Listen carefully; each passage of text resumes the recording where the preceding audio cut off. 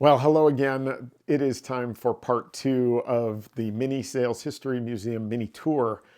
And so today, again, there's so much to go through. And if you missed part one, you can find it at youtube.com/@tcaponi or go to my website, which is toddcaponi.com, and then click on the drop down for videos. I'll be posting all of these here. But today, I just want to take you through a couple of things. And mainly it's the telephones. And so to start with, let's go through and start with my pride and joy here, which is a 1908 fully restored telephone from the Swedish American company. I drove 3.5 hours to go get this. It's got original wiring, everything on it still works. I mean, certainly have not plugged it in because there's no dial on it. I don't even know who it would connect to, but you know, the ringer still rings. You can move this guy up and down. It still has the handheld original wiring on it. That again is from 1908. And I just use it as a symbol to remind us all that, you know, in 1876, the notorious AGB, Alexander Graham Bell, first made that telephone call and is the one credited for inventing the telephone. This incredible gift to the sales profession. And what did we do? We ruined it, right? We had this opportunity to use it for good, not evil, to actually make an impact on more potential customers. And instead, we started robo-dialing, we started over-scripting calls, we started bugging people, we wouldn't leave them alone, to the point where we needed technologies to prevent salespeople from using them, which came in the form of things like caller ID. When that didn't work, we needed the do not call registry, which at the end of 2021 had over 221 million phone numbers on it. I mean, AGB would be rolling over thinking about that. But that telephone, again, 1908, you would have found that at the local chemist, which is pharmacy today, or you know, the local stores. Each community maybe had one or two of those as the telephone was becoming more pervasive. Now, over my left shoulder here, you're going to find a 1921 phone. This one also is fully restored. It is a beauty. 1921, it's from a company called SC Electric.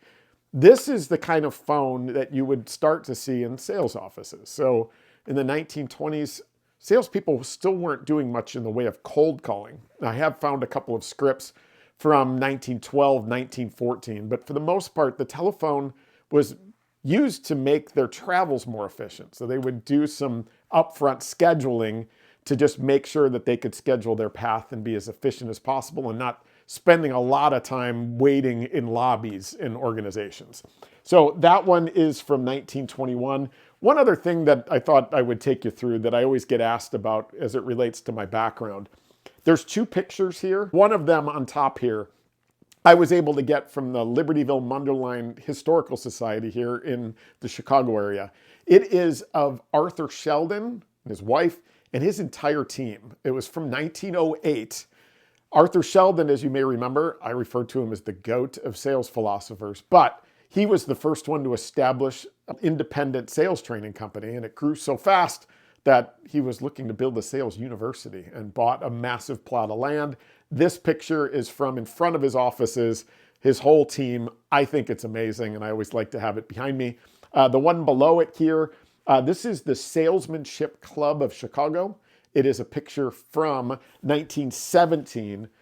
When we think about communities and sales communities, they really first started in 1916 with the World Salesmanship Congress, who in July of 1916 had the first sales conference. It was attended by 3,000 people. It was in Detroit, Michigan. And what's amazing about that one is the keynote speaker was then sitting President Woodrow Wilson. So imagine the sitting president speaking at your sales conference. Well, that happened in 1916. All of these communities, city by city, sprung up. There was 42 of them by the end of 1917. This one is from the Chicago chapter, which had over 300 members. Still so much to take you through, but we'll stop there today.